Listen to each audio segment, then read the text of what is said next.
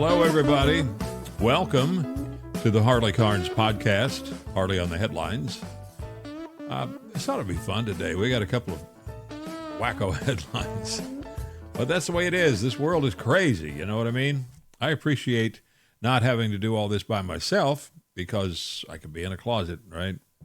Anyway, liking, following, subscribing, those are really good ways to try to get other folks to come and join us here. Like anyone who has ever watched Landman, I appreciate the oil industry. I get it. There is no getting around modern society's need for oil and gas, particularly gas. I mean, from natural gas, we have plastic. We don't have plastic. We don't have society anymore. That's actually true. Take a look. What I don't get is why the oil and gas industry can ignore the normal requirements of supply and demand. I mean, the simple reason for that is greed, but right now, oil and gas prices have gone up because the U.S. and Israel are taking Iran apart. Now, if you read the headlines, they say oil, gas prices surge on supply disruption fears.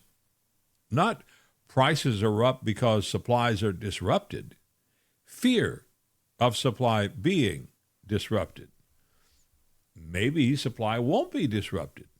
Maybe the U.S. Navy will be up to the task of keeping the Strait of Hormuz open and 20% of the world's oil headed for market just like always. Maybe. I think there's a pretty good chance of that. In other words, demand for oil and gas has not changed. Supply has not changed at all yet. And even if there were a crimp in the line, it would take weeks before that disruption actually had any impact on the refineries and thence to the pipelines, tankers, and trucks that take it to the pumps.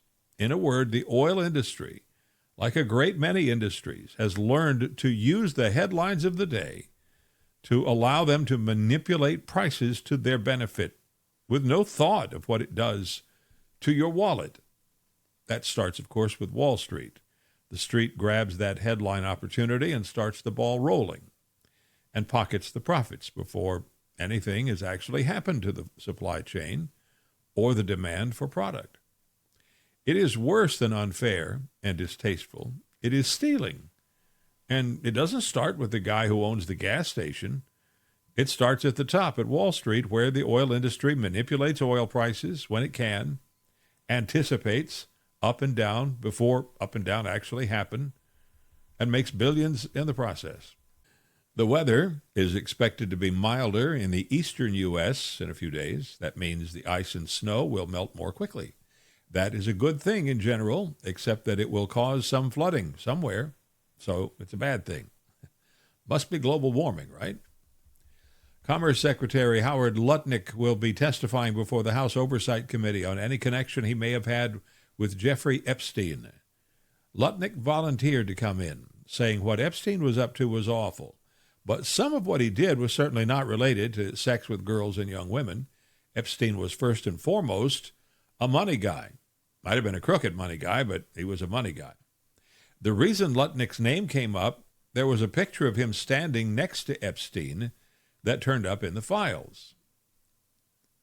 And so Lutnick said, yeah, he did visit Epstein's island in the Caribbean, but he was there with his whole family. Had nothing to do with sexual escapades, and no one has alleged that Lutnick did anything wrong. So he says he's happy to testify and get the air cleared where he's concerned. The state of Minnesota has filed a lawsuit to try to force the federal government to fork over Medicaid funds that have been frozen due to the infamous fraud case involving Ethiopian immigrants. It's $259 million. The Medicare and Medicaid Services Administrator, Mehmet Oz, has said the government's happy to send the money just as soon as Minnesota cleans up its criminal act and takes steps to protect the funds that are supposed to be for people who need it in Minnesota. That presumably includes getting rid of those who allowed the fraud and still have jobs.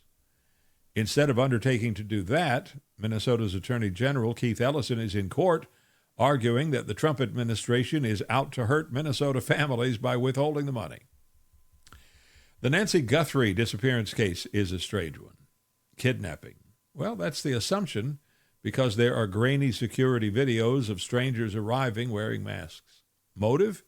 Has to be one. All we have is guesses. The nice word for that is conjecture and theories. The Pima County, Arizona Sheriff Chris Nanos says they have a homicide task force working on the case with a team from the FBI. Homicide task force, not a kidnapping task force.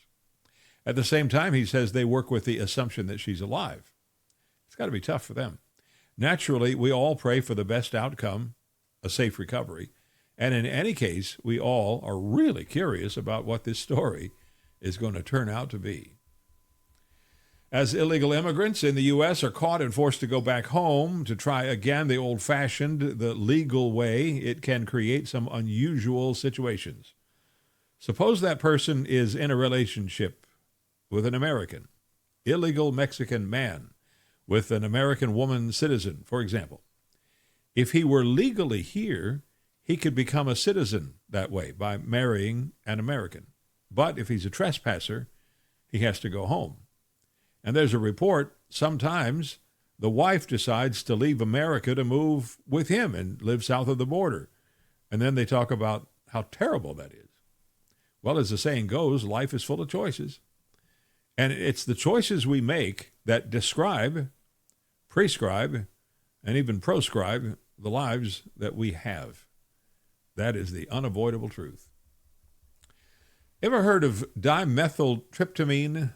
DMT. It's a psychedelic drug, and people use it to see aliens. I know, sounds like a trip, huh? There are people who actually believe that aliens operate on different wavelengths than humans, and that with DMT you can tap into those frequencies and encounter the beings from elsewhere. What's the frequency, Kenneth? Here's the primary problem with that. Just like with LSD, every DMT trip is different. You might run into ET, or you might just land in the world of kaleidoscopes and ethereal music. Or as one regular traveler said, waiting for the researchers to turn on the machine that gives him an IV drip, it was like having your head in a guillotine waiting for it to drop. Now that's anticipation.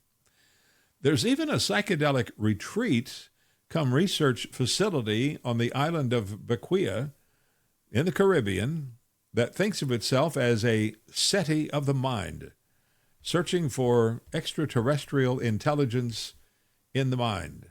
And they think they find it. Aliens found while under the influence have been described on both ends of the pleasure-happiness scale. Jeweled, self-dribbling basketballs from hyperspace and playful leprechauns goes a couple of the descriptions on one end. Dark, evil mofos, horrible, sinister things on the other. And running through all the descriptions is supremely advanced, maybe ancient, sophisticated technology and godlike power.